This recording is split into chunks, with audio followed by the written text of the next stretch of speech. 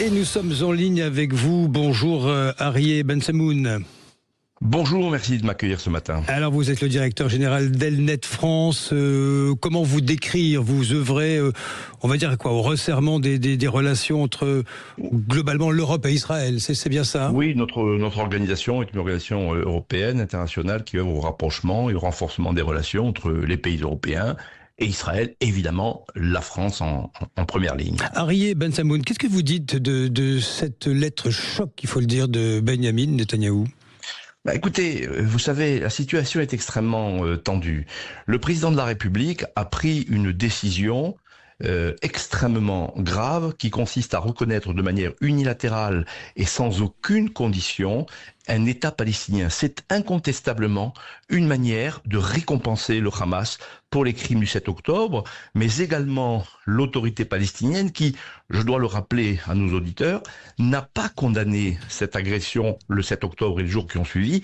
Il a attendu il y a quelques jours, dans cette lettre tellement opportunément envoyée au président de la République, à sa demande d'ailleurs, c'est presque un courrier qui a été dicté par le Quai d'Orsay pour dire qu'il condamnait, etc. Mais beaucoup trop tard, et ce sont là des mensonges que nous connaissons bien, venus d'une personnalité, Mahmoud Abbas, 90 ans bientôt, qui en est à la 20e année de son mandat de 4 ans, qui est quelqu'un de totalement corrompu et qui participe de cette radicalisation de la société palestinienne, parce que vous savez, From the river to the sea, Palestine will be free, ce n'est pas que le slogan du Hamas, c'est le slogan de tous les Palestiniens, malheureusement, aujourd'hui, que ce soit dans la bande de Gaza ou en Cisjordanie. Et par conséquent, le président de la République qui prend cette décision tout seul contre l'avis de la population française, parce que je rappelle que 78% des Français sont opposés à cette reconnaissance unilatérale sans condition. Non pas à un État palestinien, non pas à une solution négociée, non pas à la paix. Mais qu'est-ce que vous dites ce matin, Arié Bensamoun, pour bien comprendre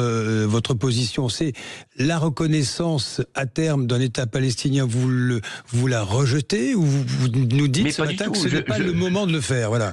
Ce n'est pas une question de moment seulement, c'est une question également d'interlocuteurs, de partenaires, de conditions dans lesquelles cet État de Palestine, ou en tout cas cette solution pacifique négociée entre les Israéliens et le monde arabe en général. Je rappelle que ce que l'on appelle la question palestinienne est née très tardivement, après la guerre déclenchée par les Arabes pour éradiquer Israël. Ce n'est pas la question de l'État palestinien qui a provoqué la guerre, c'est l'existence même d'Israël qui a provoqué la guerre de 1948, que les Arabes ont déclenchée et qui a provoqué à la fois un exode de réfugiés, comme cela malheureusement se fait dans toutes les guerres, et qui a cristallisé cette question palestinienne. Par conséquent, il y aura la paix un jour avec le monde arabe et ça inclura également une solution politique pour les Palestiniens, pour les Arabes palestiniens qui vivent dans la bande de Gaza et en Cisjordanie, Judée, Samarie. Et à partir de là, les choses pourront se faire, mais dans le cadre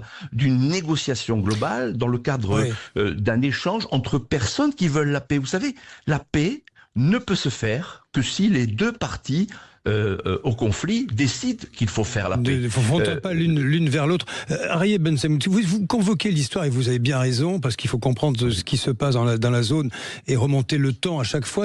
Regardons Gaza, nous remontons le temps, c'est Sharon, qui était le Premier ministre, Ariel Sharon, c'est en 2005, ça a 20 ans cette histoire, qui décide de se retirer, de mettre fin à l'occupation militaire de la bande de Gaza, et ce sont des colonies israéliennes, il y en avait une 21 colonies qui se retirent unilatéralement. À l'époque, c'était un accord avec l'autorité palestinienne que vous avez évoqué, mais c'est le Hamas qui, on va dire, remporte la mise aux élections. Le malentendu, il part de là depuis 20 ans. Arié Bensamoun, c'est une décision qui avait été prise à l'époque par Sharon, qui ensuite a été malade. Écoutez, mais aujourd'hui, revenir de la part de Netanyahou, tenter on va dire, d'occuper Gaza, n'est-ce pas là? Mais ça n'est pas vrai. Mais ça n'est pas vrai, monsieur. Vous répétez là, excusez-moi de vous le dire. Alors c'est une question qui appelle une réponse catégorique, ça n'est pas vrai. Il ne s'agit pas de réoccuper la bande de Gaza, il s'agit simplement d'occuper ponctuellement, militairement, la ville de Gaza pour en déloger les derniers terroristes du Hamas qui d'ailleurs maintiennent encore des otages en détention dans les conditions que chacun a pu observer de barbarie, de cruauté absolument monstrueuse. Il ne s'agit pas de réoccuper Gaza. Les Israéliens, dans leur immense majorité, sont pétris de l'esprit de la paix. Ils veulent la paix simplement. Ils n'ont pas aujourd'hui en face d'eux une autorité palestinienne digne de ce nom qui veut également faire la paix avec les Israéliens. Donc par conséquent, il y a une guerre. Cette guerre, elle a été déclenchée par le Hamas. Elle a été soutenue par l'autorité palestinienne. Cette guerre, les Israéliens ne l'ont pas voulu. Ils sont obligés de la mener et je rajouterai, ils sont obligés de la gagner parce que dans cette région, si vous ne gagnez pas la guerre, alors c'est que vous la perdez et il serait terrible, tragique pour Israël, pour le Moyen-Orient, pour les pays occidentaux, pour les démocraties qui sont aussi attaquées par les islamistes, qui sont victimes de l'entrisme des frères musulmans, parce que nous sommes en train de parler de ça aujourd'hui au Moyen-Orient. Ce sont les frères musulmans, c'est le Hamas, c'est le Qatar qui manipule tout ce petit monde, qui est à la manœuvre pour faire triompher non pas la cause palestinienne dont ils n'ont rien à faire, mais pour faire triompher l'islamisme. Nous, les Français, nous le savons. Nous avons été durement attaqués en 2012 à Toulouse, en 2015 avec le Bataclan, avec Charlie Hebdo, avec Hyper Cacher. Nous le savons que nous sommes aux prises avec des terroristes islamistes qui veulent retourner nos sociétés.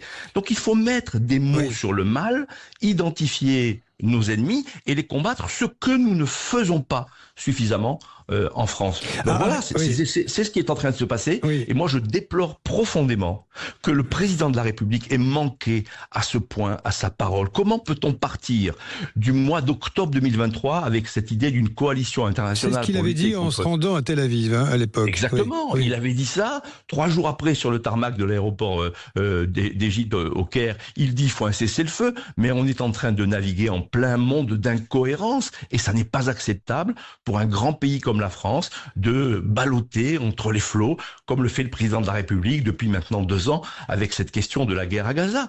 On a 51 otages. La France a eu 50 victimes. Ça a été le premier pays touché par les atrocités du 7 octobre et on voudrait effacer les crimes aujourd'hui, oublier les otages, récompenser les terroristes. Ça n'est pas acceptable. Et d'ailleurs, les Français, je le répète, le savent. Les parlementaires sont majoritairement opposés à cette décision. Alors oui, le président de la République qui lui-même avait dit, rappelez-vous, la haine d'Israël, l'antisionisme, c'est le nouveau visage de l'antisémitisme. Comment peut-il aujourd'hui, à ce point, trahir sa propre parole ?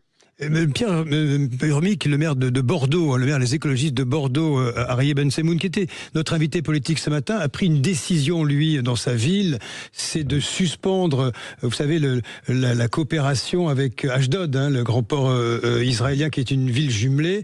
Il s'en est expliqué ce matin, il a aussi partiellement réagi à la lettre de Benjamin Netanyahou. Écoutez. Je trouve naturellement c'est totalement excessif, abject, comme cela a été dit. Je crois que c'est pas du tout la réalité. Je vais pas tomber dans ce panneau politicien quand le président de la République défend des intérêts qui me paraissent importants. Il y a une position aussi, je trouve, assez équilibrée, mais je trouve que l'attitude de Monsieur Netanyahou me paraît pas acceptable. Arié Bensemoun, comment est-ce que vous expliquez que votre position à vous, elle soit si difficile à défendre aujourd'hui ? Mais pas du tout, elle n'est pas difficile à défendre. Enfin, c'est quand même incroyable. Monsieur Pierre Urmic, le maire de Bordeaux, qui appartient à un parti qui est allié du Hamas, qui fait la politique... Oui, le parti des écologistes, et qui depuis le 7 octobre, avec la France Insoumise et les partis du Nouveau Front Populaire, eh bien, soutiennent le Hamas, décrivent le Hamas comme un mouvement de résistance, alors que c'est un mouvement islamiste, terroriste, qui maltraite sa propre population. Non, je trouve que là, c'est quand même assez incroyable d'entendre quelqu'un qui a toujours eu la même ligne, pas du tout équilibré comme il le prétend, qui est au contraire un anti-israélien patenté et qui vient nous expliquer aujourd'hui qu'il va rompre les relations avec la ville d'Ashdod comme peuvent le faire d'autres responsables politiques. Mais qui sont déconnectés de la réalité de ce que pense l'opinion publique. Et moi, je crois que là, nous avons un vrai sujet qu'il faudrait aborder. Posons la question aux Français. Pourquoi le président de la République ne fait pas un vote à l'Assemblée nationale pour savoir s'il a le soutien du Parlement? Parce qu'on sait qu'il n'a pas le soutien de la population. Vous souhaiteriez ce vote à l'Assemblée? Ce sera le mot de la fin. Écoutez, moi, je souhaiterais effectivement qu'on prenne en compte l'avis des Français, soit directement par un référendum, mais ce référendum n'aura évidemment pas lieu, parce que là, nous sommes là face aux lubies d'un seul homme, ou l'Assemblée nationale. Il y a une représentation nationale qui a été élue après la dissolution par le président de la République, encore une grande idée, il y a un peu plus d'un an. Posons la question aux parlementaires. Vous avez eu une lettre signée par 130 sénateurs qui s'opposent à la reconnaissance unilatérale. Il ne se passe pas un jour sans que les députés, y compris les députés du parti d'Emmanuel Macron, se mobilisent contre cette décision, parce que chacun sait bien que d'abord elle ne va pas créer la paix, elle ne va pas créer un État palestinien qui n'existe pas, mais qu'au contraire, elle va rajouter de l'huile sur le feu, et elle va, et il faut le dire, armer le bras de ceux qui, en France et ailleurs dans le monde, attaquent les Juifs, parce qu'on nous dit on lutte contre l'antisémitisme. Mais l'antisémitisme aujourd'hui, cette forme particulière de la haine des Juifs que nous rencontrons aujourd'hui en France, elle est le fait de qui? Eh bien de ceux qui disent « From the river to the sea », oui. de la mer au Jourdain, la Palestine sera free. Ce sont ceux-là qui aujourd'hui attaquent les Juifs. Donc quand on nous dit on lutte contre l'antisémitisme, ça n'est pas vrai. On lutte contre l'antisémitisme des années 20, et ça n'est pas en parlant à nouveau de l'affaire Dreyfus qu'on va régler le problème auquel nous sommes confrontés aujourd'hui, que malheureusement nos dirigeants au plus haut niveau ne veulent pas voir. La France est aux prises avec une menace qui, bien évidemment, cible les Juifs, mais menace l'ensemble de notre société, et particulièrement la République française. Très vite, parce que le temps tourne et nous sommes très en retard. Arié Ben-Samoun, juste un mot. Je voudrais que vous réagissiez à ce qui vient de tomber, le ministère israélien de la Défense, qui approuve le plan pour la prise de la ville et rappelle 60 000 soldats réservistes pour Tsahal. Un mot. Eh bien, un mot, c'est que je souffre avec mes frères en Israël, évidemment, qui sont confrontés à cette guerre. Mais vous savez, le président de la République française, un certain nombre de décideurs européens qui ont compris qu'ils n'arriveraient pas à amener le Hamas à récipiscence, qui n'arriverait pas à faire libérer les otages, qui n'arriverait pas à démilitariser la bande de Gaza, ont décidé d'attaquer Israël et de demander tout simplement à Israël de capituler. C'est comme si après le Bataclan, on avait demandé à la France, à la Grande-Bretagne, aux Alliés de ne pas attaquer l'État islamique, et bien pire que ça, de reconnaître l'État islamique après que nous en ayons été les victimes. Merci à vous. Merci Arié Ben-Samoun.